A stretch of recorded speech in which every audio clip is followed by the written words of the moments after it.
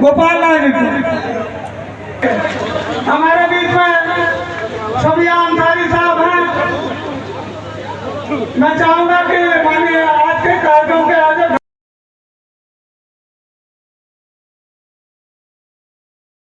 आप देख रहे हैं न्यूज़ 9 भारत, रखिए आपको सबसे आगे।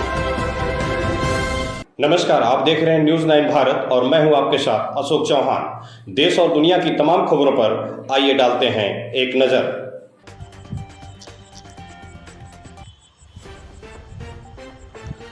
मऊ जिले की मधुबन विधानसभा सीट पर बहुजन समाज पार्टी ने 2027 के विधानसभा चुनाव को लेकर अपनी तैयारियां तेज कर दी है। दिनांक 9/8/2026 दिन रविवार को बहुजन समाज पार्टी के तत्वावधान में एक दिवसीय विधानसभा स्तरीय महासम्मेलन मऊ जिले के मधुबन विधानसभा क्षेत्र के ऐतिहासिक गांधी खेल मैदान पाती रोड में हुआ। इस कार्यक्रम में बड़ी संख्या में समर्थक और पार्टी के कार्यकर्ता व नेतागण मौजूद रहे। मऊ से बहुजन समाज पार्टी के जिला अध्यक्ष शैलेंद्र कुमार सिंटू के मुताबिक मधुबन विधानसभा क्षेत्र के पूर्व निर्दलीय प्रत्याशी रहे भाजपा नेता रहे भरत सिंह ने अपने करीब सैकड़ों समर्थकों के साथ बीएसपी की सदस्यता ग्रहण कर ली।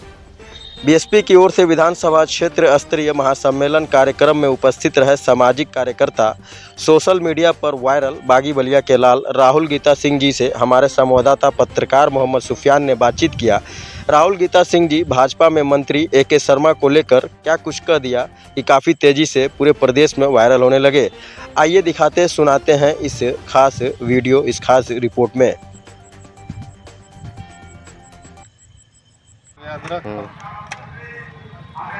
आदाब, नमस्कार। इस वक्त हमारी मौजूदगी जो है उत्तर प्रदेश के मऊ जनपद के मधुबन विधानसभा क्षेत्र में है और आपको बता दूं कि एक पत्रकार होने के नाते अक्सर हमारी नज़र हर जगह हर कोने रहती है। आज हमारी नज़र एक ऐसे शख्स पे पड़ी जो शख्स आज पूरे पूर्वांचल नहीं पूरे प्रदेश में एक नामचीन व्यक्ति बन चुका है, वायरल व्यक्ति बन चुका है। हर व्यक्ति उस व्यक्ति से मिलना चाह रहा है जिनका नाम है राहुल गीता सिंह, जो बागी बलिया के लाल है।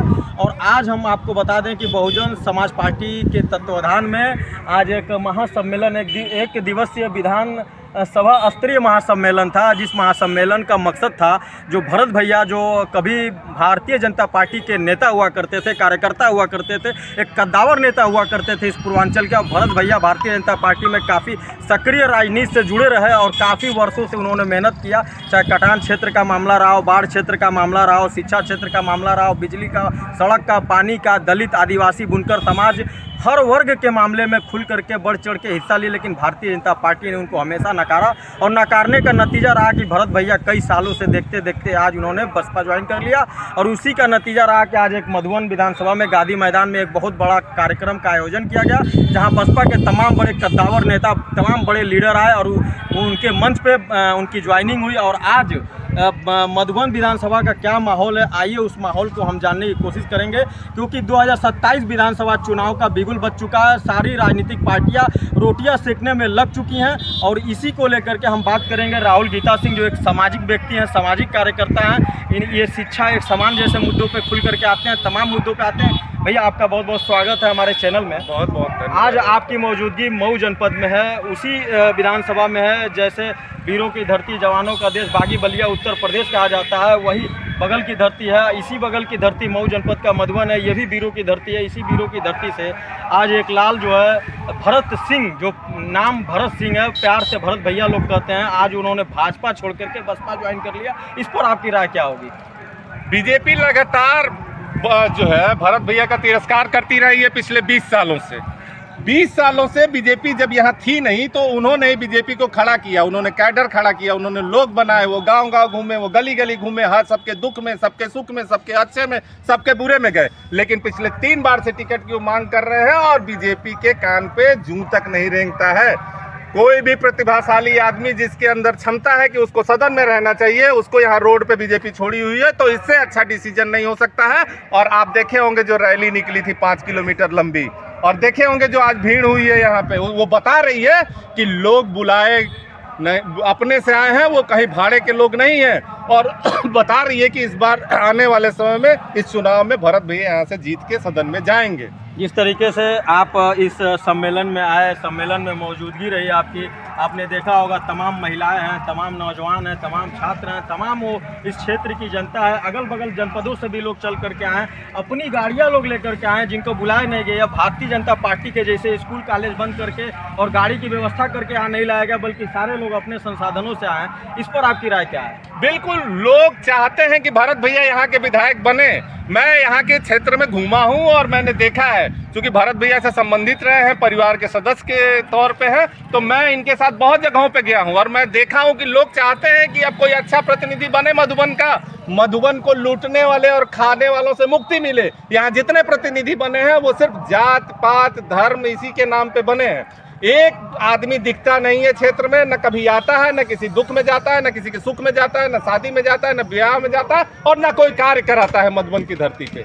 मधुबन की धरती जो बहुत उन पे दबाव बना, तब थोड़ा सा स्थिति संभला है। तो IAS हो जाने से थोड़ी हो जाता है कि आप बहुत अच्छे नेता हो जाएंगे, और वो भी आप जो है पैराशूट से, ना तो आप कभी जनता के बीच रहे हैं, ना तो आपका कोई कार्य दिखा है जनता के बीच में, न किसी के अच्छे में न बुरे में गए हैं, न किसी क्षेत्र में कोई अपना क्षेत्र चूज करके कोई कार्य किए हैं। और आपका तो इतिहास रहा है, कल ही एक औरत आपके मंच से रोते हुए गई, सीता राय जी। तो आपका तो काम है कि मंचों पे लोगों को बुलाना और बेइज्जत करके भेजना। इसके पहले यहाँ के सांसद को आपने वही कार्य किया था, वो तो सांसद था, लड़ बैठा हुआ राजीव राय जी, वो तो लड़ गया वहाँ पे। भाई महिला है, नहीं लड़ी। आपका तो काम है कि आप बुलाते हैं अपने मंचों पे और बेइज्जत करके भेजते हैं, तो वो तो दिख जाता है ना, जनता को दिख रहा है कि आप क्या कर रहे हैं। आपने जो कल काम किया है ना सीता राय जी को बेइज्जत करके, जनता आपको माफ नहीं करेगी। बहुत बड़े नाम थे यहाँ पे कल्पनाथ राय जी, उनके अगर घर परिवार को आप सम्मान नहीं दे सकते तो कम से कम बेइज्जत मत करिए। और आप आएंगे, जब ये आएंगे लड़ने के लिए, अगर ये सही बात है जैसा आप लोग कह रहे हैं, तो जनता उनको दिखाएगी बाहर का रास्ता। देखिएगा आप लोग, मैं कह के जा रहा हूँ इस मधुबन की धरती पे। अच्छा, जिस तरीके से आज आप मधुबन में हैं, हम लोग भी बतौर पत्रकार यहाँ आए हुए हैं, तमाम जनपद से यहाँ पत्रकार आए हुए हैं, अगल बगल के भी पत्रकार साथी यहाँ मौजूद हैं। हर जगह नीला झंडा दिख रहा है, सड़कों से लेकर गलियों तक बसपा का झंडा, बैनर, पोस्टर, और जहाँ तहाँ नज़र गाड़ियाँ, बाइक तमाम खड़ी हैं। चलने की जगह नहीं, हम लोग खुद अपनी गाड़ी 5 किलोमीटर दूर खड़ा करके आए हैं और हम लोग को डर भी है कि कोई हम लोग की बाइक का ताला खोल के लेके न चला जाए। भीड़ है, यहाँ तक आने लायक नहीं है। ये तो इतिहास गवाह है। इस रैली को देख करके ऐसा लग रहा है कि भाजपा से भरत भैया अगर भाजपा छोड़ के बसपा में आए तो कहीं ना कहीं इसका प्रभाव पड़ेगा भाजपा को। भाई भाजपा का तो पूरा कैडर ही बसपा ज्वाइन कर लिया ना। आप देखिए यार, जितने इनके, वो भले कहें कि नहीं किया है, लेकिन जितने पुराने कैडर वाले लोग थे, कई सौ की संख्या में एक साथ ज्वाइन किए, तो वो तो देखे है ना कि किस तरह से भाजपा यहाँ तिरस्कार कर रही है मधुबन के अंदर। बाकी जगहों पे मैं नहीं कमेंट करना चाहता हूँ, लेकिन मधुबन के अंदर जिस तरह से भरत भैया के साथ तिरस्कार हुआ है, 20 साल उस आदमी ने खड़ा किया और बार बार उसको उनका तिरस्कार किया गया है। तो जनता जवाब देना जानती है।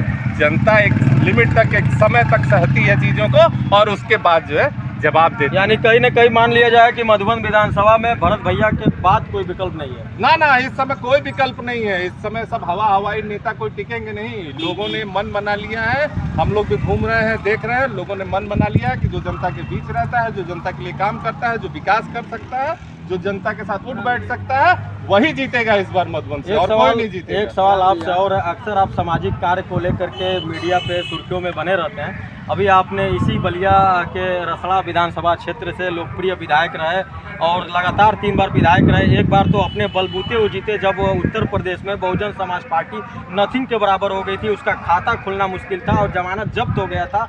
ये कंडीशन में उमाशंकर सिंह जी अपने बलबूते, अपने सामाजिक कार्य के बलबूते उन्होंने चुनाव जीता और आज वो दुनिया में नहीं रहे और उनके अंतिम संस्कार, उनके जनाजा को देख करके ये साबित हो गया कि ऐसा नेता आज पूर्वांचल में नहीं है। इस पर आपकी राय क्या हो? बिल्कुल, उमाशंकर सिंह जैसा नेता हम लोग तो जुड़े रहे उनसे किसी न किसी रूप में, हम लोग पास के ही है, तो हम लोग तो वैसा नेता, मेरे मुंह से क्या बताऊं, वो जो विजुअल्स आप देख रहे होंगे कि 100 किलोमीटर पूर्वांचल एक्सप्रेसवे पे लंबी गाड़ियों की लाइन थी और जब काफिला निकला है उनके घर से तो वहाँ से लेकर के बलिया 40 किलोमीटर 35 किलोमीटर लोग खड़े रहे रास्ते में। शायद ही कोई ऐसा होगा पूर्वांचल में जिसका देहांत हुआ हो और इस तरह से काफिला रहा हो। तो आज अगर वो जिंदा होते तो शायद इस मंच पे होते, सबसे ज्यादा वो खुश होते और कहते कि हमारा भाई जो है ज्वाइन कर रहा है और सबसे आगे बढ़ करके उनको बढ़ावा देते। लेकिन इत्तेफाक है, ईश्वर जो चाहते हैं वो होना ही होना है। बीमारी हो गई, चले गए, लेकिन उनके जो सपने थे, उनकी जो सोच थी और जिस तरह से वो विकास का कार्य करते थे, मुझे लगता है कि भरत भैया भी उसी रास्ते पे आगे बढ़ेंगे, क्योंकि सब लोग किसी न किसी रूप में जुड़े रहे हैं, कि कहीं रिश्तेदारी के रूप में, कहीं कार्यकर्ता के रूप में, कहीं दोस्त के रूप में, कहीं मित्र के रूप में, और सबके दिमाग पे उनके द्वारा किए गए कार्यों की अमिट छाप है और उन्हीं के बताए हुए रास्ते पे भरत भैया भी चलेंगे, ऐसा मेरा पूर्ण विश्वास है। हमारे साथ हमारे चैनल से हमसे बात कर रहे थे राहुल गीता सिंह, जो बागी बलिया के लाल हैं, सामाजिक कार्यकर्ता हैं। इनका कहना है कि जिस तरीके से एक छाप छोड़ करके दुनिया से रुखसत हो गए माननीय उमा शंकर सिंह जी, स्वर्गीय हो गए, आज दुनिया में नहीं है। रसड़ा से बसपा के कद्दावर नेता जाने जाते थे, विधायक रहे, उन्हीं के रास्ते पे भरत भैया भी चलेंगे, क्योंकि वो भी राजपूत थे और कहीं ना कहीं ये भी राजपूत हैं। मंचों से भी अभी यही बात निकल करके आई कि सालिम अंसारी जो राज्यसभा सांसद है, उन्होंने भी यही बात कहा कि अगर भरत भैया को यहाँ की क्षेत्र की जनता अगर चुनाव जिताती है तो कहीं ना कहीं उमाशंकर सिंह के रास्ते पे वो चलने का काम करेंगे, बल्कि कमाने का काम नहीं करेंगे, मलाई काटने का काम नहीं करेंगे। ये सालिम अंसारी ने कहा और यही बात राहुल भैया ने भी कहा। तो बहुत बहुत शुक्रिया इन्होंने हमसे बात किया। जय हिंद, जय भारत, खुदा हाफिज़, जय। यहाँ खबरों का सिलसिला कभी नहीं थमता, सिर्फ और सिर्फ बने रहिए न्यूज़ 9 भारत पर। अब चाहूँगा इजाज़त, नमस्कार।